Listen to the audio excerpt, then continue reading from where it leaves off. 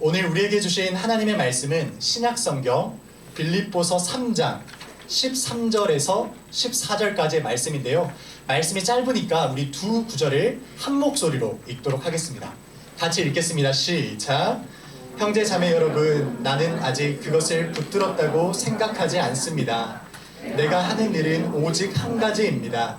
뒤에 있는 것은 잊어버리고 앞에 있는 것을 향하여 몸을 내밀면서 그리스도 예수 안에서 하나님께서 위로 부르신 그 부르심의 상을 받으려고 목표점을 바라보고 달려가고 있습니다. 아멘. 여러분, 새해 첫 번째 주일입니다. 새해 복 많이 받으세요. 우리는 새해가 되면 새로운 결심을 하게 됩니다. 운동을 해야지 이런 결심도 하게 되고, 이번에는 좀 독서를 해봐야겠다 이런 마음도 먹게 됩니다. 전도사님도 얼마 전에 교보문고에 가서 책을 2권 구매했습니다. 근데 아직도 먼지가 쌓여 있어요. 열어보지를 못하고 있습니다. 우리는 새해를 맞이하면 늘 설렘이 있는 것 같아요. 새로운 시작과 함께 무엇을 결심하지? 무엇을 새롭게 도전해볼까 하는 마음이 있기 때문입니다. 여러분은 어떤 결심을 했나요? 아까 우리 찬양 인도해주신 배주남 선생님이 여러분의 버킷리스트가 뭐냐고 물어봤는데, 여러분들이 올해 결심한 내용은 무엇인가요? 전도사님이 청소년들은 주로 어떤 결심을 하나 너무 궁금해서 한 설문조사를 찾아봤습니다.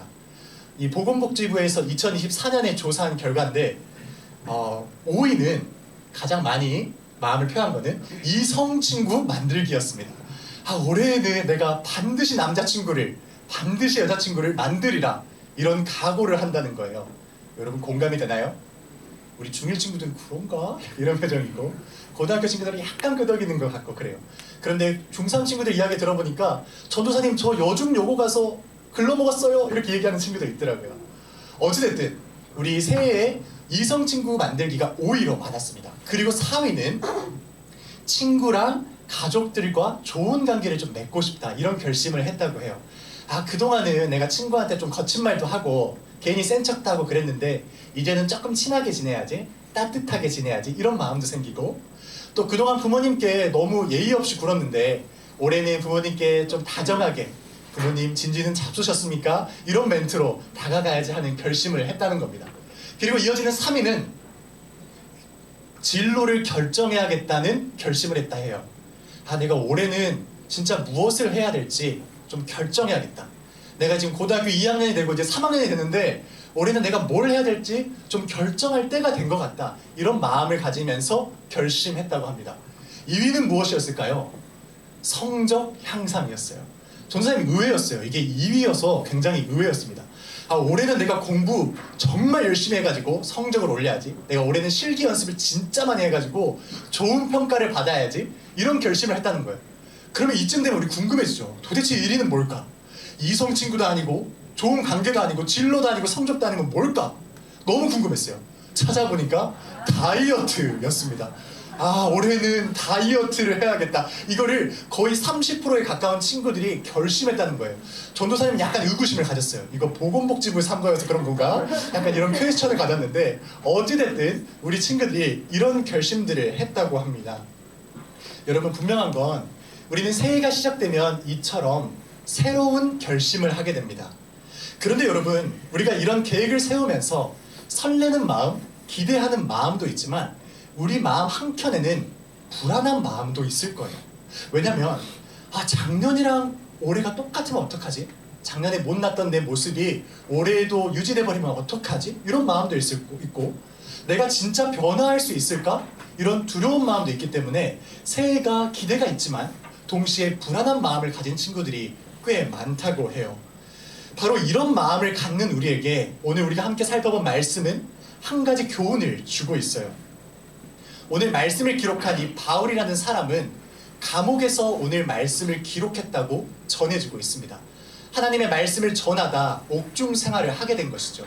그곳에서 이제 나이도 들고 병도 들었고 이제 어쩌면 사형 선고도 받을지 모르는 그런 절망적인 상황 속에 바울이 있었던 거예요.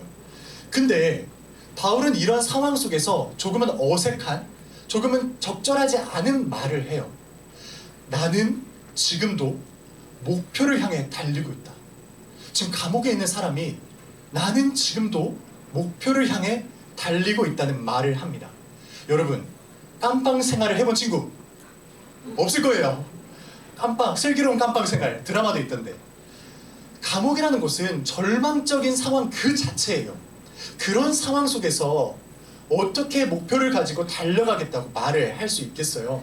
굉장히 어색하고 이질적인 멘트입니다. 그러나 이 바울의 말을 통해 우리가 한 가지 발견할 수 있는 것은 그가 삶을 어떤 자세와 태도로 대했는지, 그가 어떤 마음을 가지고 삶을 살아냈는지를 우리는 확인할 수 있어요. 전도사님은 오늘 이 말씀을 통해서 그 바울의 삶의 자세와 태도를 함께 나눠보려고 합니다. 특별히 바울이 이런 마음으로 살 수 있었던 비결을 주님의 말씀 속에서 함께 살펴보겠습니다. 바로 본문으로 들어가 볼게요. 오늘 본문의 시작을 보면 바울이 어려운 상황 속에서도 목표를 향해 달려갈 수 있다고 이야기할 수 있었던 비결이 나와 있어요. 그것이 바로 잊어버리는 데 있습니다. 우리 13절 말씀을 함께 읽어볼까요? 시작. 내가 하는 일은 오직 한 가지입니다. 뒤에 있는 것은 잊어버리고. 아멘. 혹시 이 자리에 있는 친구들 중에서 나는 달리기를 잘한다 하는 친구 있나요? 난 달리기 잘한다. 잠깐만, 우리 부서 어떻게 된 거예요? 공부만 한 거예요? 나 달리기 잘한다. 아무도 안 든 거예요? 들었어요? 조윤주 쌤 들었어요. 정말 조윤주 쌤 실제로 잘합니다. 우리 민서, 동훈이, 지우, 희찬이 다 잘하잖아요. 우리 규진이까지. 달리기를 잘하는 친구들이 많을 거예요. 그런데 질문을 바꿔볼게요. 나는 3km, 5km, 심지어 10km 장거리 달리기를 해봤다. 이거는 좀 쉽지 않아. 해봤어요. 이야, 뭔진 모르겠지만 박수 쳐야 될 것 같아요. 대단해요. 물어보고 싶은데 설교 시간이라 생략할게요. 전도사님은 대학교 4학년이 되기 전까지는 어떤 특정 거리를 정해놓고 3km, 5km, 10km 이렇게 정해놓고 달려본 경험이 없어요. 그런데 대학교 4학년 때 이렇게 장거리 달리기를 처음 경험해본 사건이 있었습니다. 그 비하인드 스토리가 있는데 잠깐 들려줄게요. 전도사님은 대학생 때 고민이 참 많던 학생이었어요. 지금 얼굴은 평안해 보이죠? 관심도 없어. 지금 모습은 좀 괜찮아 보이잖아요. 정말 괜찮아 보이잖아요. 정말. 근데 전도사님은 대학생 때는 근심이 많고 걱정이 많은 학생이었어요. 왜냐면 전도사님의 꿈은 목사님이었는데 전도사님 MBTI가 I예요. I. 샤이보이. 이거 맞나요? 미안해요. 어찌됐든 굉장히 숫기가 없고, 그게 뭐야? 그리고 내성적인 학생이었어요. 그래서 이렇게 소심한 내가 과연 하나님 말씀을 지금 여러분들 앞에서 전하듯이 전할 수 있을까? 내가 교회 공동체를 리더십 있게 이끌어갈 수 있을까? 이런 진지한 고민이 있었습니다. 그리고 그 고민 끝에 나는 목사님이 될 수 없겠다. 이렇게 앞에 서서 주님의 말씀을 전할 수도 없고 리더십 있게 공동체를 이끌어갈 수 없겠다라는 생각에 꿈을 포기하려던 찰나가 있었어요. 전도사님 지금도 내성적이라서 가끔은 손을 떨거든요. 지금은 안 떨죠. 많이 성장했어요. 어찌됐든 그러던 중에 전도사님이 꿈을 포기하려던 그러던 중에 한 교수님이 주님이 보내주신 천사처럼 전도사님한테 다가온 거예요. 그리고 전도사님한테 이야기를 하는 거예요. 그분이 유학생활을 마치고 막 돌아온 사람이어서 굉장히 오버액션이 심한 사람이었는데 요셉아! 하면서 너를 보니까 내 과거 모습을 보는 것 같다. 너 성격 바꾸려면 장교가 돼야 돼. 무조건 장교로 가. 그리고 빡센 부대로 가야 된다. 그래야 네 성격 바뀌고 너 목회할 수 있어. 근데 전도사님 그 얘기를 듣는 순간 주님의 말씀처럼 느껴지는 거예요. 당시 전도사님은 굉장히 왜소했어요. 지금도 왜소한데 여기서 20kg가 더 안 나가던 시절이었어요. 굉장히 뼈밖에 없던 가시나무 같은 시절이 있었어요. 그런데 그 말씀이 주님의 말씀처럼 느껴지니까 그래, 나 장교 도전해봐야겠다, 이런 결심을 서게 됐습니다. 그 당시 여자친구, 지금의 아내인데 여자친구는 비웃었어요. 넌 못할 거라고. 아내가 저를 못할 거라고. 왜냐하면 너무 가시나무여서 막 쓰러질 것 같았거든요. 하지만 전도사님은 그것이 주님이 주신 말씀이라 생각하고 이 시험에 도전하기로 마음먹었습니다. 장교 시험에는 여러 가지 시험들이 있어요. 필기 시험도 있고 실기 시험도 있고 다양한데, 우리 남학생들 곧 있으면 군대 가는데 이왕이면 장교로 가길 원하는데, 그 시험 중에 한 과목이 3km 달리기였습니다. 전도사님은 이 체력 시험이 굉장히 부담이었어요.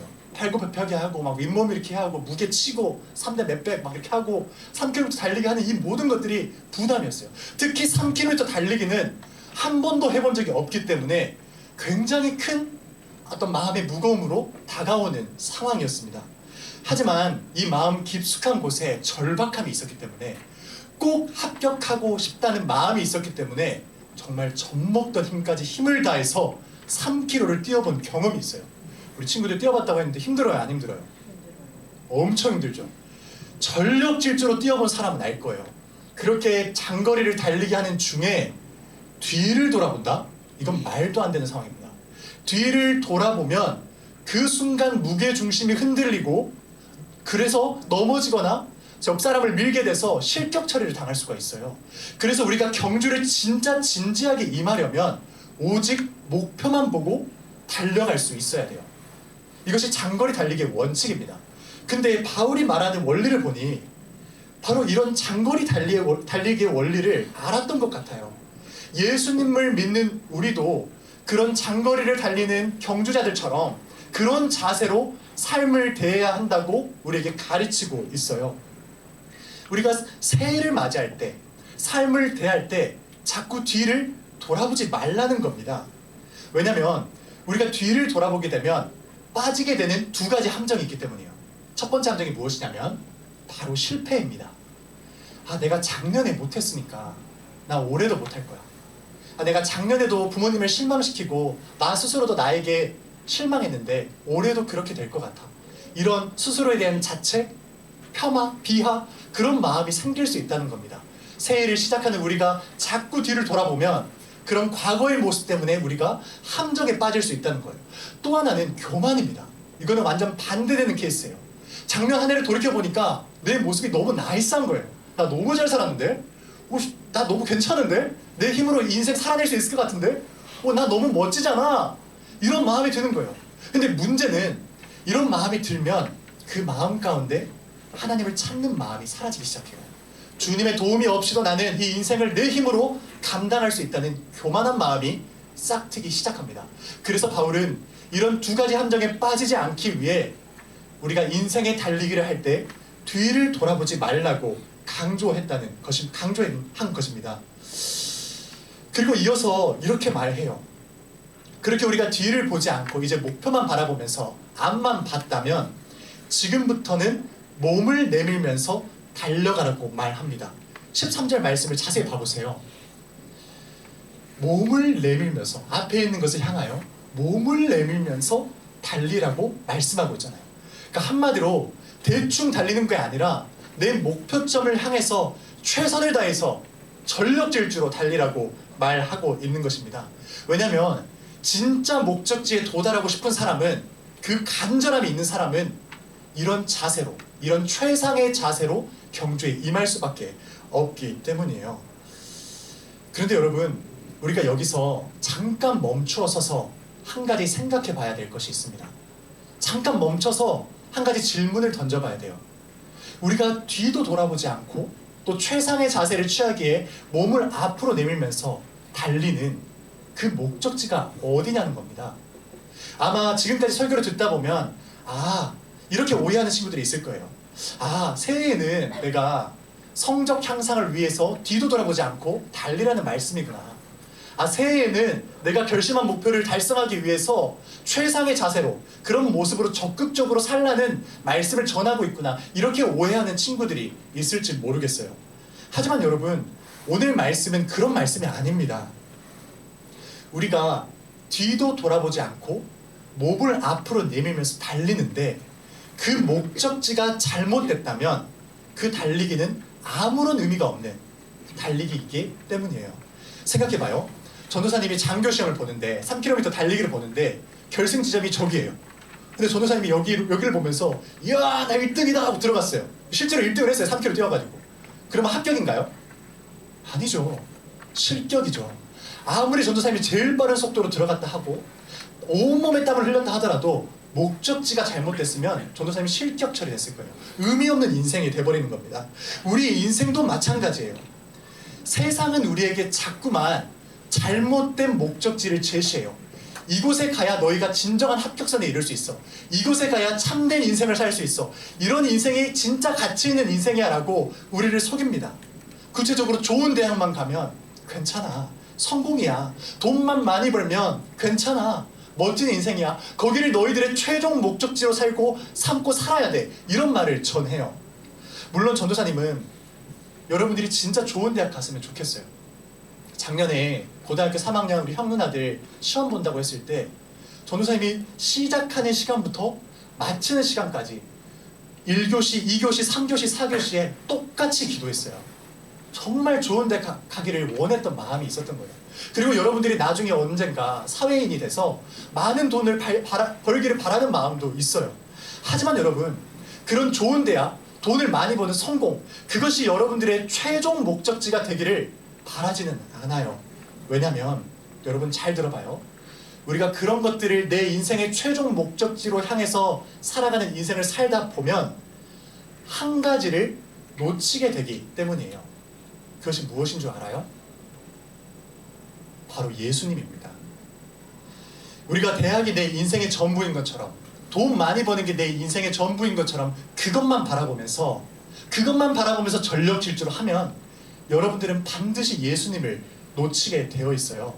그렇게 우리가 진짜 바라봐야 할 유일한 목표, 유일한 표대는 오직 예수님 한 분인 거예요. 14절 말씀을 보세요. 바울이 감옥에서도 놓치지 않았던 목적은, 그 목표는 다른 것에 있는 것이 아니라 예수님에게 있었어요. 예수님 한 분에게 있었습니다. 생각해봐요. 우리가 열심히 달려서 목적지에 도달했는데 그곳에 예수님이 없다면 그게 무슨 인생이겠어요? 우리가 하나님 나라의 심판대 앞에 섰는데 그곳에 예수님이 계시지 않는다면 여러분의 인생이 의미 있는 인생이라고 말할 수 있을까요? 아닐 겁니다. 바울이 말하고 있는 거예요. 나의 목표는 예수 그리스도이시다. 나의 유일한 목적지는 예수님 한 분이시다. 그래서 내가 결승선에 도착했을 때 나를 기다리는 분은, 내가 진정으로 원하는 것은 예수님 한 분이 나를 기다리고 맞이해 주는 것이다. 이 고백을 하고 있는 것입니다. 여러분, 하나님을 신뢰할 수 있기를 바라요.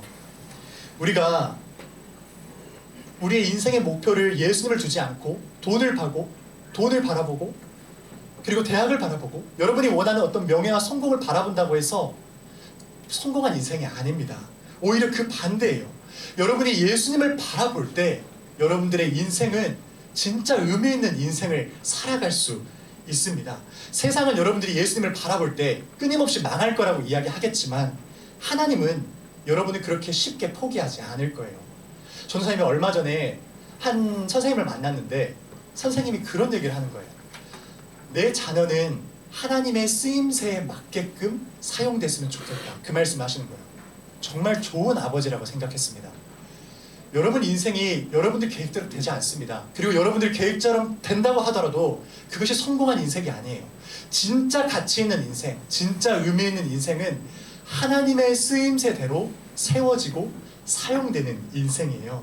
이것을 우리가 신뢰할 수 있기를 바라요. 그렇게 올 한 해는 여러분이 무엇을 하든지 간에 주님을 바라보면서 할 수 있기를 바랍니다. 공부를 하더라도 주님이 기뻐하시는 공부가 무엇일까? 실기 연습을 한 번 하더라도 주님이 기뻐하시는 실기 연습이 무엇일까 고민하면서 그렇게 주님을 바라보면서 나아가는 여러분이 되기를 바랍니다. 그러면 여러분의 인생이 쓰러지더라도, 실패한 것 같더라도, 좌절스러운 상황이 생긴더라도 하나님은 여러분의 인생을 일으켜 주실 것이고 그 끝에서 가장 좋은 길로, 가장 선하고 완전한 길로 이끌어 주실 것입니다. 우리 올 한 해 예수 그리스도라는 유일한 표대를 바라보며 걸어갈 수 있는 저와 여러분 되기를 바랍니다. 우리 말씀 몇 구절 읽으면서 설교를 마무리하겠습니다. 시편 말씀과 신명기 말씀인데 우리 이 말씀을 믿음으로 한번 같이 고백했으면 좋겠습니다. 함께 읽어볼까요? 시작! 우리가 걷는 길이 주님께서 기뻐하시는 길이면 우리의 발걸음을 주님께서 지켜주시고 어쩌다 비틀거려도 주님께서 우리의 손을 잡아주시니 넘어지지 않는다. 여호와께서 친히 내 앞서 가시고 너희와 함께 하실 것이며 너를 떠나지도 너를 버리지도 않으실 것이다. 두려워하지 말고 낙심하지 마라. 아멘. 여러분 이 말씀을 올 한 해 붙들면서 주님을 바라보며 살아가는 저와 여러분 되기를 주님의 이름으로 축복합니다.